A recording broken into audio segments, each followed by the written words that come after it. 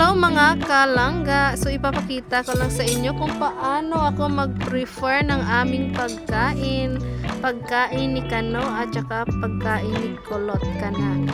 So ito ang mashed potato. Paano ko siya niluto mga kalangga? Yan ay nilaga ko na walang balat. Tapos nung natuyo na ang tubig, nilagyan ko siya ng asin, butter, tsaka gatas. Tapos minekos-mikos ko na siya mga kalangga. Tapos ito naman ay carrots.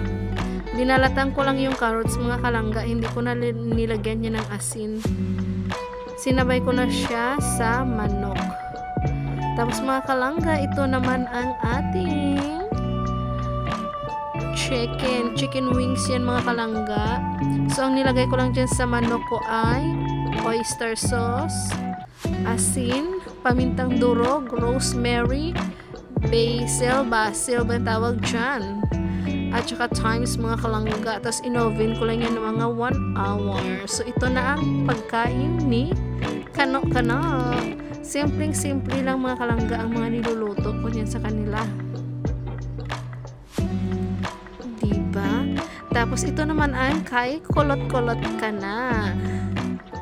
Napakasimple lang ng aming pagkain. At saka ito naman sa kay Inday, sa kay Nanay Inday, diba mga kalangga? Yan lang ang pagkain namin. Ganyan lang ako mag-prefer ng pagkain namin mga kalangga. Simple lang.